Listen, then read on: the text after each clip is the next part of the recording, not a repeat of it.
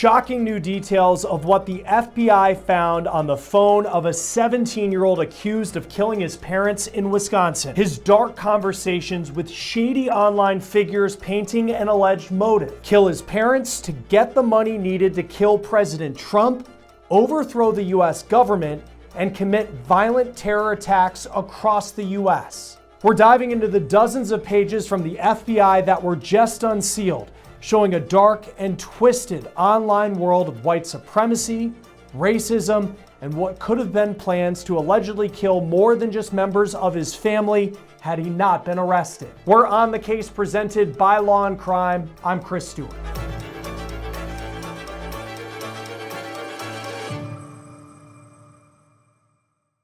The story of Nikita Casap has taken so many turns since his parents were first found dead on February 28th. He was arrested states away in Kansas, allegedly driving his dad's stolen vehicle. But a newly unsealed 35-page federal search warrant may be the development that has shocked us the most since we started following this story. This is Nikita Casap. You can see him in custody here in his hometown of Waukesha, Wisconsin. This is video from his most recent court appearance last week. He is currently facing 2 counts of first-degree murder and 2 counts of hiding a corpse, among other charges.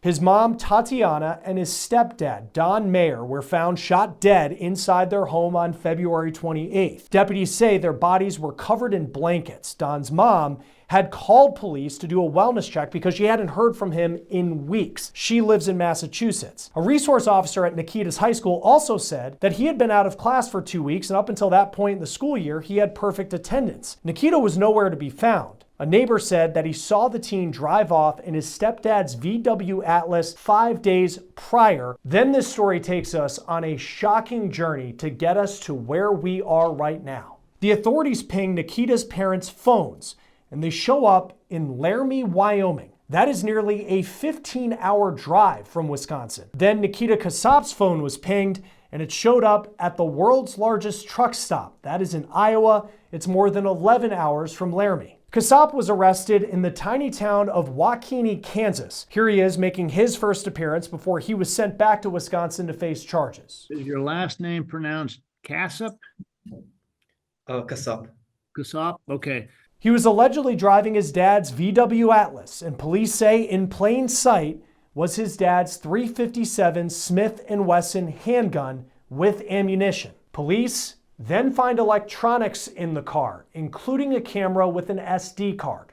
Police say on that SD card were videos of Nikita Casap lighting candles around his stepdad's dead body at their home in Waukesha, seemingly to cover the scent as it laid there for days. Police think Don and Tatiana were killed on February 11th, meaning Nikita likely lived in that house with his parents' dead bodies for nearly 2 weeks until the neighbor saw him leave on February 23rd. In the recorded video, police say Nikita also seemed to be holding a phone up to Don's body to show someone what he had allegedly done. Let's get to this newly unsealed federal search warrant, because this story seems now to be far more than allegedly a sad and shocking case of family violence. We've learned that Casap allegedly killed his parents to get the financial means to kill President Trump, overthrow the US government, and to commit several terrorist attacks. And let's show you what not only just sheriff's deputies in Waukesha, Wisconsin found, but the FBI. The Waukesha County Sheriff's Office looked through Casap's phone and reportedly found disturbing conversations, some of them in Russian. Some are with people on TikTok, and others on the platform Telegram. That bills itself as a place for free speech, but it is controversial because of the alleged criminal activity that can be on it. The FBI says Casap had material on his phone related to the Order of the Nine Angles, which the agency says is a network of people with neo-Nazi, racially motivated extremist views.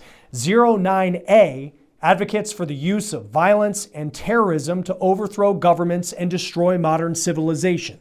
This is a Law&Crime legal alert. Did you know that children under 21 are being diagnosed with serious conditions like type 2 diabetes and non-alcoholic fatty liver disease?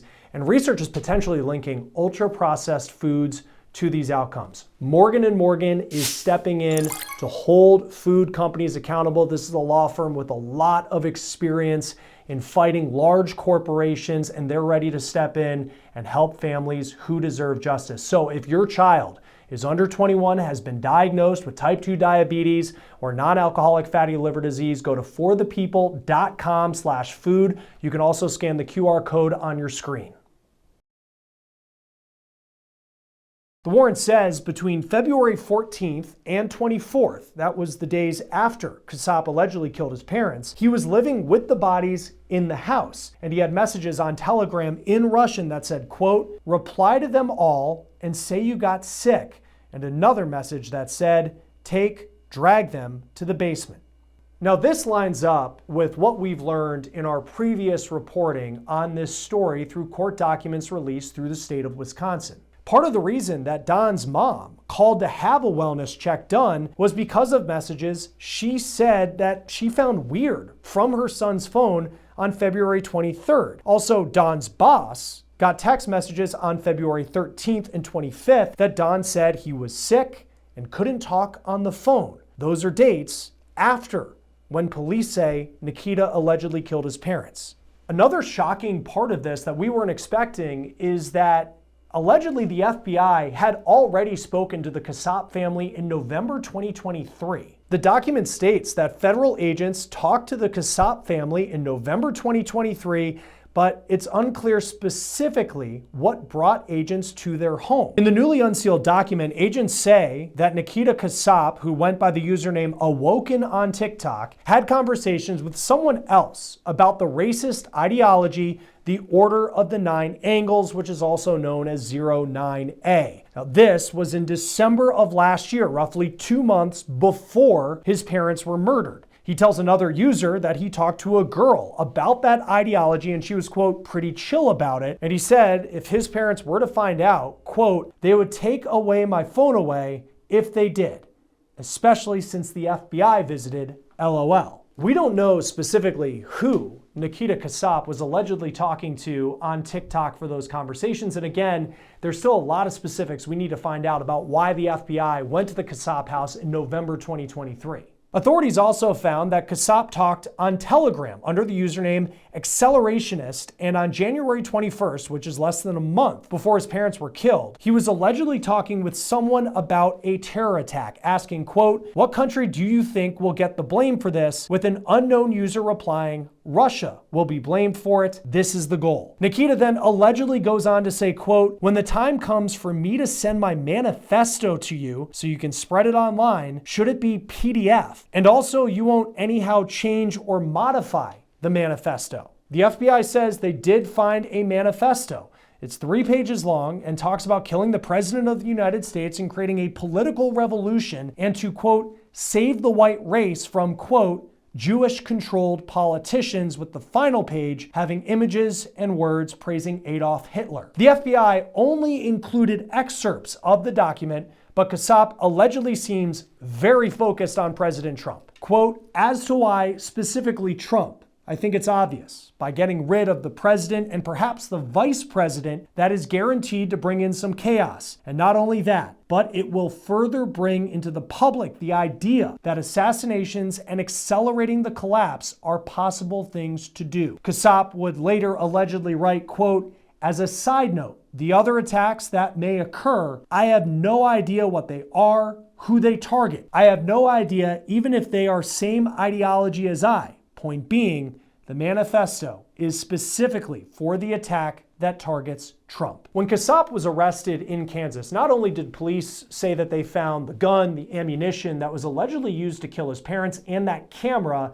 that had that SD card. Police say he also had a pried open safe, women's jewelry, and $14,000 in cash, as well as banking documents. It appears that Casap allegedly wanted to use that money, which he was able to obtain by allegedly killing his parents, to buy a drone that he would use in a terror attack. In another Telegram conversation, Casap speaks with user Angel of Death about a drone with a dropping mechanism. Casap allegedly asks about caring for a drone, and the user tells him that the amount would cost between $1,200 and $1,500. They also allegedly talk about an IED, or improvised explosive device. Casap also allegedly asked for headphones that could protect his ears from the sound of a .357 Magnum. That is the gun he allegedly used to kill his mom and stepdad inside their home in Wisconsin. It is important to note that Casap allegedly talks about paying in Bitcoin because in previous court appearances, state prosecutors have said that he stopped at a Bitcoin vending machine on his multi-state drive after allegedly killing his parents. The reason that Nikita drove west after allegedly killing his parents also seems to have come from orders that it appears he received from some user on Telegram.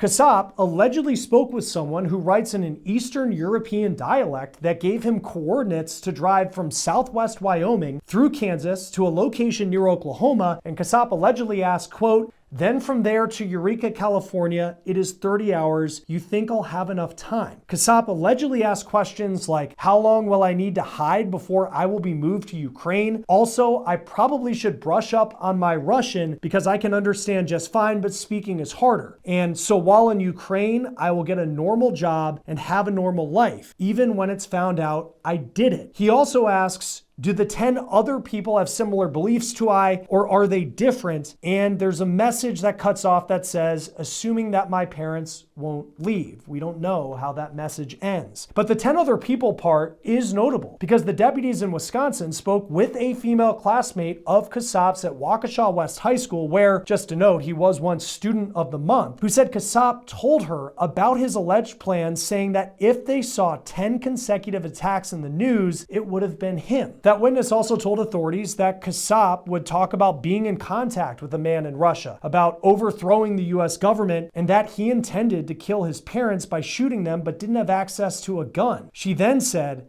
Casap regularly sent her videos of what he called gore edits that were videos with Russian music on Snapchat that flashed gory and war images. Prior to this newly released federal search warrant, we knew that Casap allegedly talked to his classmate about a desire to kill President Trump and that he had an infatuation with fascism and Adolf Hitler. But this is the first time we are hearing that authorities believe that is the alleged motive in the deaths of Tatiana Casap and his stepdad, Don Mayer. And it is the most detailed timeline to this point of the lengths that Casap allegedly went to be part of what he at least thought was a large plan to commit mass terror in the United States. Joining us now is retired FBI agent Colin Schmidt. Thanks for being here on Law and Crime. There's a lot to unpack in these newly unsealed documents that came out showing what investigators know at this point about what Nikita Casap is alleged to have done. You're the person, you're the expert on this. I mean, what stood out to you going through these new documents and what's come to light?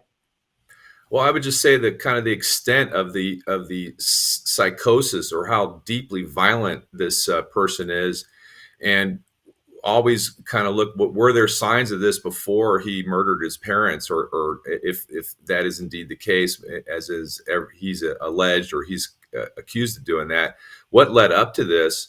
And then what is his obsession with President Trump? His level of violence and his level of hatred, there's got to be some sort of antecedent that prompted all of this nonsense, this craziness, frankly.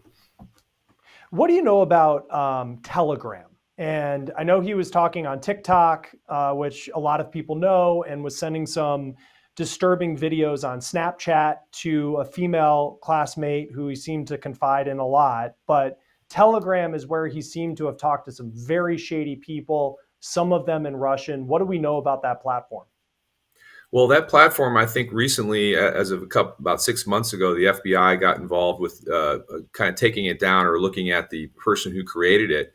And it's an app that a lot of fringe groups go on to, and they kind of push their agenda and their narrative through this app. And it's very attractive because it does have that same encryption capability, but it's kind of gone mainstream with the fringe on either side of the political spectrum in terms of the things that are appearing on there. And frankly, I don't let my own children get on that app. No, I mean, there is a lot in looking at this story. If you're a parent, that's just terrifying, whether it's of a young boy or a young girl, whoever it may be, because of it just seemed how deep he was into dark corners of the internet, that a lot of us are typically not on. This Order of the Nine Angles, it's a neo-Nazi ideology that apparently he was very into. Do you know anything about that? How common is that type of ideology in your experience in dealing with these cases? Well, first, last point on Telegram, it doesn't appear they have moderators. Like if you go on even TikTok or Twitter or the other ones, they have people who are actually watching, or algorithms watching for this fringe and violent behavior. And in terms of this neo-Nazi group, I did work skinhead neo-Nazi cases many years ago when I was in the FBI. And it's generally speaking, it's a lot of disenfranchised people who kind of coalesce around an idea of hate. And then they basically wind each other up with this constant banter of hating a particular group or a particular religion. And that gives them their sort of shared purpose. And it seemed like, the term radicalization comes to mind as I was reading through some of the conversations he was having. I was thinking of the cases where we've seen an ISIS-inspired attack where young man gets in touch with someone who they don't know personally on social media, who then gets them to commit this attack. It seems very similar, though a different type of ideology. What did you see as you looked at some of the conversations that Nikita Casap was allegedly having with people, in some cases in Russian, on social media? Well, generally speaking, these groups somebody in this group will kind of rise above and will be kind of the antecedent, the person that's kind of initiating a lot of this conversation, and for lack of a better term, the leader on the chat. And then that's the person that's generally radicalizing the other people that are jumping on the chat, or there might be 2 or 3 people that are kind of in that role, or they're sharing that role. And then the fact that this is being done with Russian speakers or in Russia, they may be some sort of a state actor behind this, or something else that's trying to kind of foster discontent and chaos in the United States. I doubt it, though. It just sounds like Russia has the same problems that we have in terms of disenfranchised youth that have no purpose. So the point of this is, I think he was the one, certainly had the weakest mind, but he had the greatest means to kind of carry out violence in support of this ideology. How likely is it that we'll find out who he was talking to on Telegram? Well, I believe that they'll be able to kind of get to the bottom of it. But the problem with Telegram is it is a worldwide app, and many people use VPNs, virtual private networks, or they're going to coffee houses or going to all these other places. So it ends up being a real digital whodunit to kind of get to the source of the information, or they're using other kind of proxy servers to kind of hide who they are. This is the same problem that they're having with swatting, when the swatting comes from a foreign country to a person in the United States, is getting to the root of the problem. Now, if the whole thing was in the United States, I'm quite confident the FBI could find where it originated from, but it appears that most of this is happening overseas, so there may be many dead ends. In your experience, how does someone, a young kid like this, 17 years old, and apparently for a couple years he was having these very disturbing conversations online, allegedly, how does it start for a lot of these people, where if you're a parent, you give your kid a phone, they have access to the computer thinking that they're going to play some video game, and then eventually they're down the line communicating with someone overseas about a terrorist attack and actually getting him allegedly to buy a drone, go to these lengths. I mean, even allegedly kill his own parents, which this story just seems so bizarre in that way. But we know that these types of cases have happened in the past. Well, I think a couple of different ways, just speculating, though, the people who are behind this group, they're probably trolling the internet for people like himself that are out there looking for this kind of information, and they might put something in the water in terms of their ideology and then see if they get any bites. And then once that person gets a bite, or once that person kind of starts to interact, then they start grooming them and talking to them and basically making them feel like somebody cares and somebody is interested in what they have to say. And then it continues to escalate until we get to the point of violence, or law enforcement or the parents find out about it and stop it. Seemed like at the state level that there's a very strong case, very serious charges where he's accused of shooting and killing both his parents. He was arrested in Kansas. The gun that was allegedly used in those shootings was found in the vehicle. Seems like there's a strong case there for the state. When you look at what the FBI and local deputies as well, and going through the electronic devices and what charges could he face at a federal level, and how strong is the evidence that it appears that federal authorities could have in that situation? Well, without having the whole case in front of me, I'd certainly speculating, but it sounds like they have all the chats and all of the, and maybe even have a statement from him where he described what he was doing or wanted to do or his intent. They could charge him with weapons of mass destruction, conspiracy to kill the president, as well as they could actually federalize the fact that he went over state lines, depending on who or what was behind his intent to kill his parents.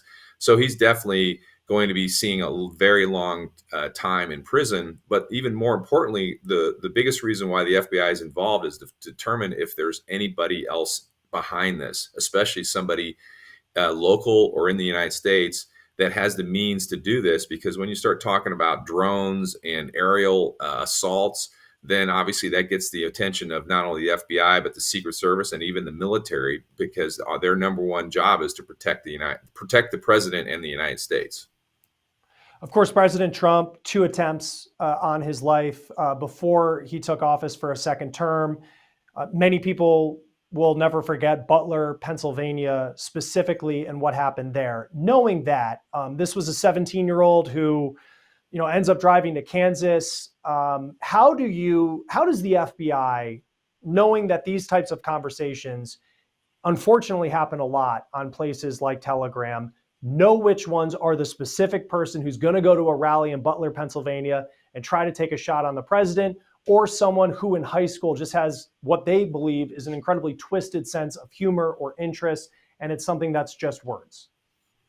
Well, and you hit the nail on the head. Is it just words? That you really don't know you can't read people's minds. All you can do is rely on their own speech and behaviors, and then what they've said to the people around them. So when somebody does put something crazy, frankly, out on the internet, the FBI is very aggressive in going out and, number one, interviewing the person who did it, interview the people around, and then perhaps go to their house if they have the probable cause and the authority, search the house, see if they have the means to do the things that they put out on the internet. And then most importantly is to get that person either prosecuted or get some sort of mental health intervention so they don't harm themselves or somebody else. Are we seeing more of these cases, or is it a situation where, because in the world of social media, you're almost able to detect more of these types of ideologies of spreading, because then you can tie it to a defendant like they apparently are in this case? Well, I think you're seeing more of it because there's a mitigated or minimized social friction. When I say that, it's much easier to communicate online with strangers. Like I tell my kids, and everybody says, don't talk to strangers. Well, people are talking to strangers all the time on the internet. And really, the American youth, or the youth in the world, is kind of programmed to kind of interact on the internet. And that sets up a opportunity for these bad actors to manipulate these kids because they're not very sophisticated.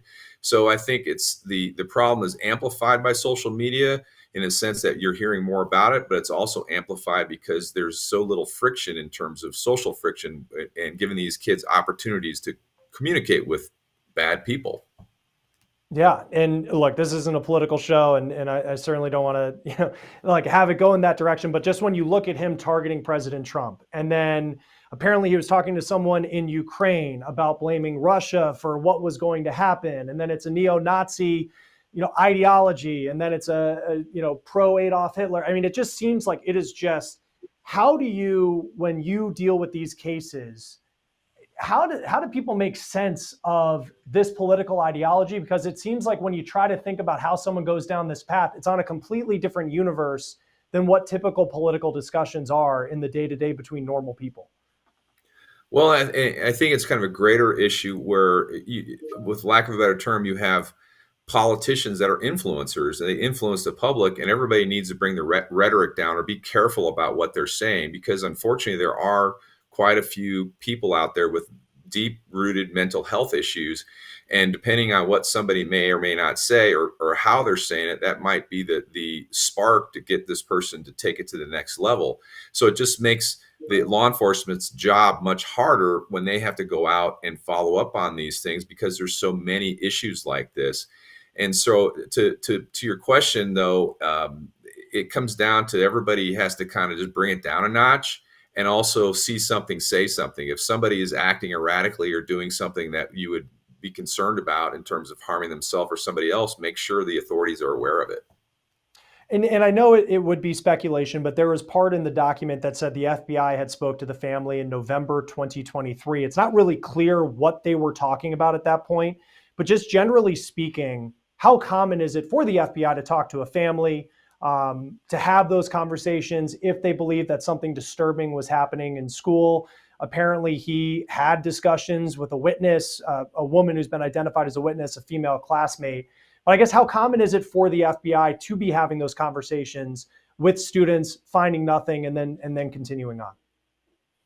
Well, it comes out if there's a credible complaint and it goes in terms of this type of behavior. Generally, the FBI will go out with local law enforcement and find out, is there any substance to the complaint? People also got to remember, it's not a magic pill or there's some sort of magic here. There is probable cause. There is the Constitution. You can't just, go out there. The FBI is not the office of pre-crime and be able to predict things that are going to happen in the future. And then they have to do a investigation to determine if this person has the intent and the means to go ahead and harm somebody. So to once again, answer your question, how common is it? I mean, I can't really say. It comes down to, if the complaint is out there, the FBI will follow up on it, but there's only so much they can do. And just lastly, we talk about, the mental health issues, and, this was a young man who up until this point in the school year that he disappeared after allegedly killing his parents, he had perfect attendance. He was a student of the month back in 2022. It seemed like on the surface that this is a kid who was what you would expect a kid at 17 years old to be, who goes to a public school outside of Milwaukee. But we do see these cases, and there's kind of this growing stereotype of the young man who is able to become radicalized no matter what the influence may be. What is it about kind of young teens that makes them vulnerable to situations like this, where this clearly could have been a lot worse had he not been arrested? Well, as a father of young teens, it comes down to two different things: access to the internet and isolation. So if you have a child that's in his room right after school until he goes to bed, and all he is playing on the internet that you think of, and you're not monitoring what he's doing or his communications, and he's isolating himself from other people, from actual social interaction where he actually sees people, then that's the time for somebody to kind of pay attention and say, okay, who are you talking to? What are you talking about? Why are you talking about this? And frankly, get off the computer and get out there. And as my kids say, put some grass under your feet and get some fresh air and some sunshine and interact with people out in the real world, and stop all this internet nonsense. Yeah, that's really good advice, because this is a story. We'll see how it plays out.